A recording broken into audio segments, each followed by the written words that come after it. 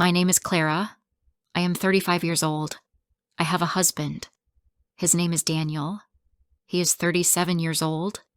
Daniel is a kind man. He is strong, smart, and everyone likes him. He works at a big company. I work at a bank in the city. My job is important to me, and I have a good career.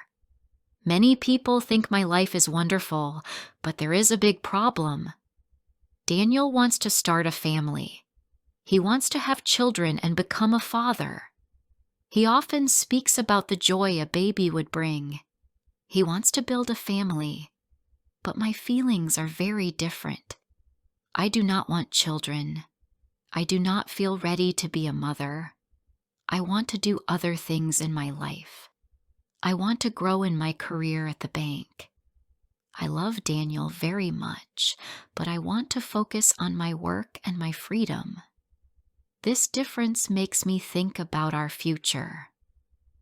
We do not have big fights, but the quiet feeling is always there. When Daniel talks about having a baby, I feel worried. Daniel and I often spent time with our families. Daniel's mother loved us very much. She often smiled at us and asked the same question.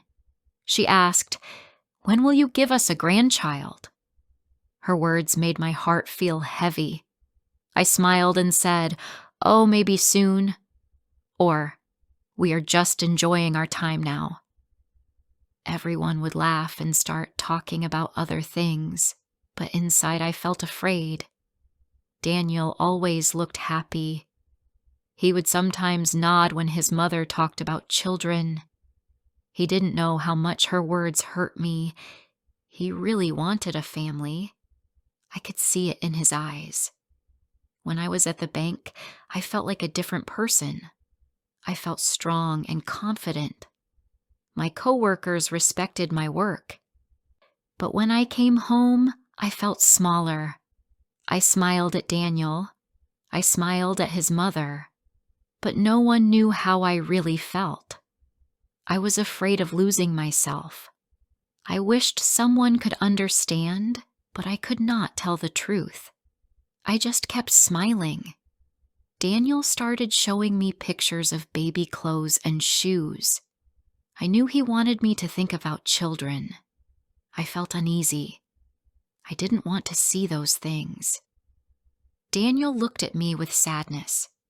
He could not understand my feelings. One evening after dinner, Daniel said, "Clara, we need to talk." My heart began to beat fast. I knew what he was going to ask. He said, "Why don't you want children?" I looked at him. I loved him, but I had to tell him the truth. I said, "Because it's not my dream." Daniel looked at me for a moment. His face changed. It became sad. "You are cold," he said. Cold? I wasn't cold. I felt alone. I felt like my heart was breaking. Daniel didn't look at me. He went to sleep. I cried for a long time. One day, a new client came to the bank. His name was Ethan, and I had to help him. As we talked, Ethan told me about his life. He said he had never been married. He said he did not want children.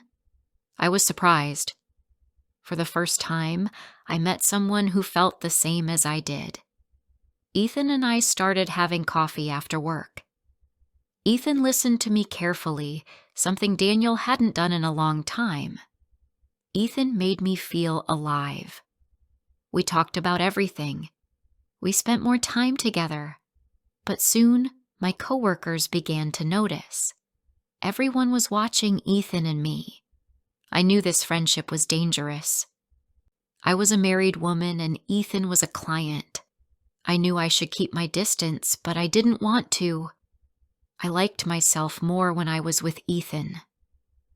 One evening, I was at home with Daniel. Daniel walked into the room and picked up my phone. He saw a message on the screen. It was from Ethan. The words were friendly, but Daniel did not like it. His face turned red with anger. Daniel asked loudly, "Why is Ethan sending you messages?" I froze. I opened my mouth, but no words came out. Then Daniel shouted, "Is he the reason you don't want to have children?"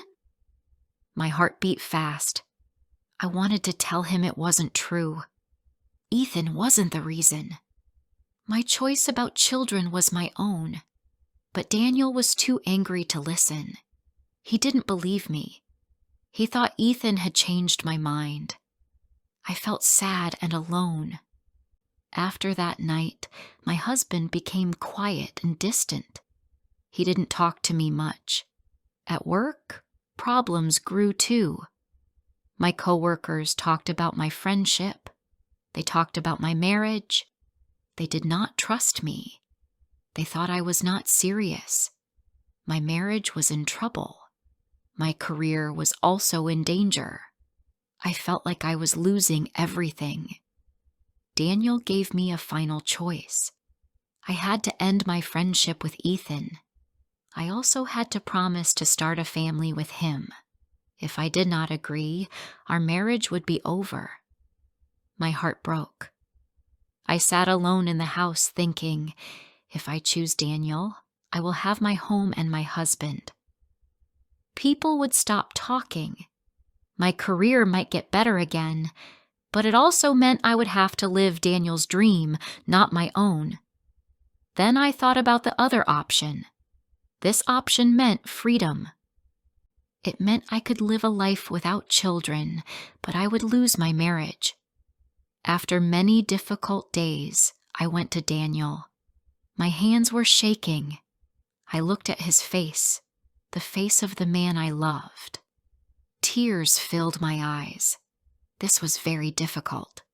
I took a deep breath.